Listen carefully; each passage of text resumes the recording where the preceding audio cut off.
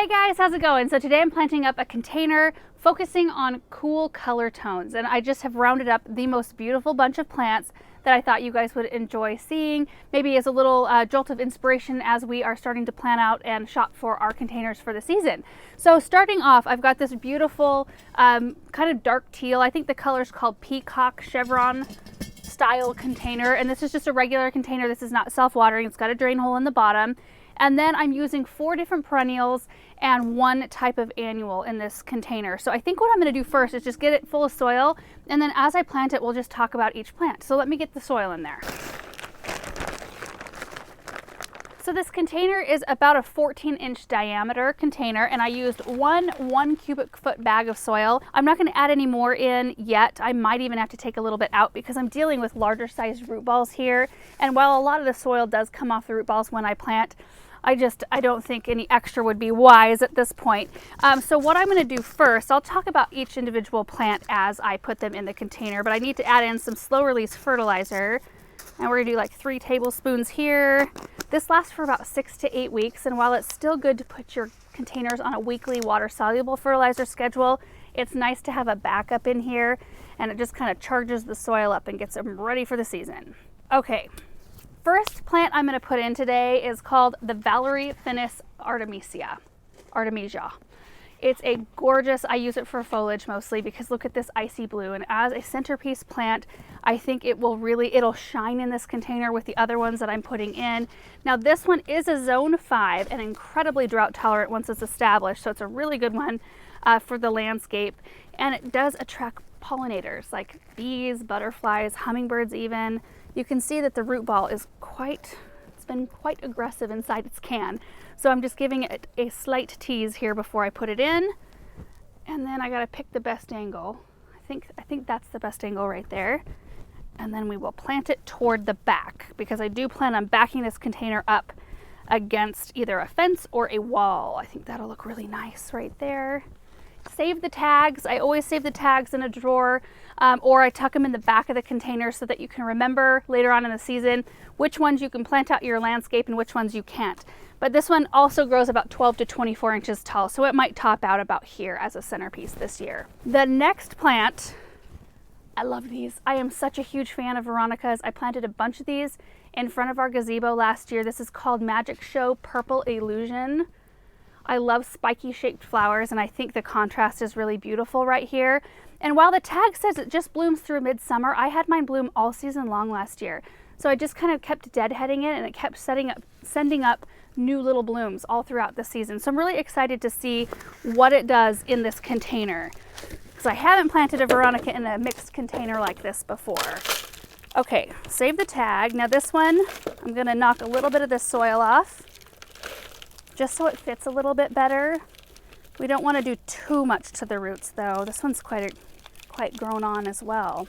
We can do a little bit of manipulating with our fingers, getting it squished down a little bit so it'll fit the best here.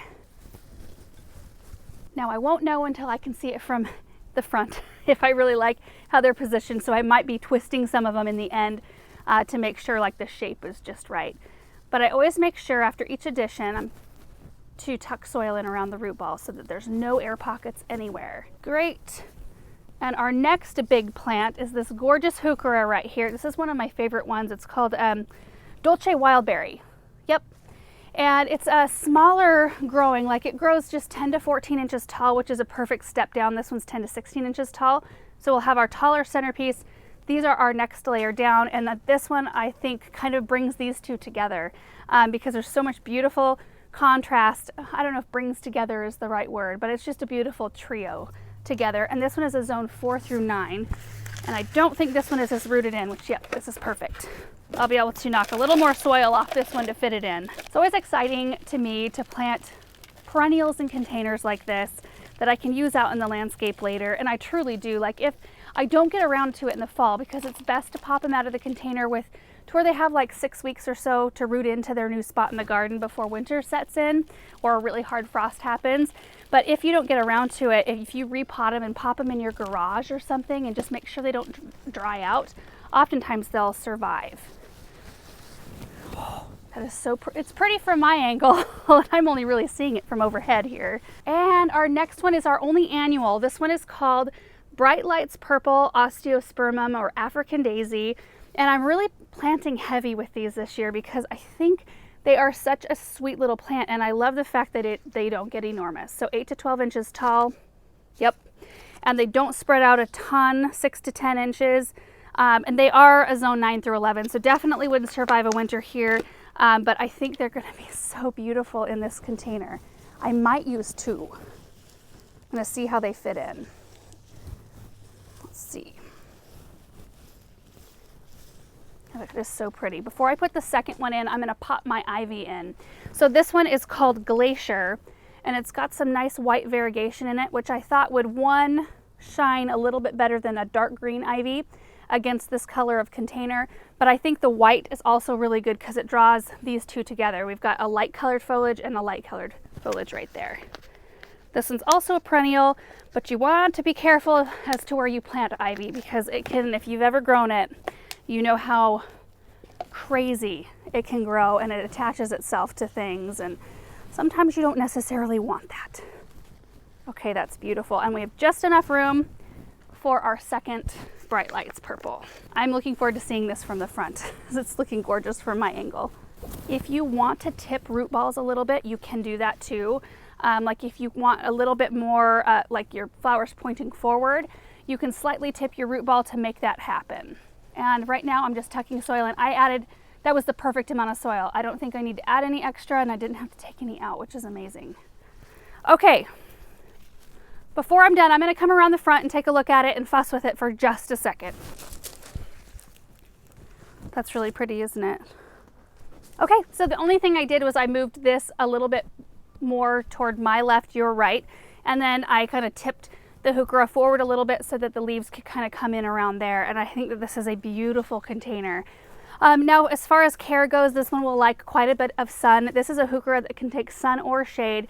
If you live in a very harsh climate, probably a little bit of protection in the afternoon would not be a bad idea. So like this one would be very happy in our area in a very strong morning sun situation, maybe a little afternoon sun, and then filtered for the rest of the day, just so that this one remains happy in its spot. And I don't expect a ton of growth on these plants. Perennials don't act quite like annuals do, especially in their first year of being planted. You know, annuals, especially when you're dealing with lemon coral sedum, supertunias, diamond mountain euphorbias, ipomoeas, all of those plants start off in these size cans, and then they grow to be like this big in just a matter of a couple of months. And none of these will act like that. So I think they'll be very happy in this container together. Consistent watering is important. So these will get water, especially once it's really hot, every single day to keep their roots happy. And you know, the fact that it has drainage, that's super important as well. So anyway, super happy with how this came together. I just thought that you guys might enjoy it and might find it to hopefully be inspiring as we are getting ready to plan our containers and start planting them for the season. So anyway, thank you guys so much for watching this video, and we will see you in the next one. Bye.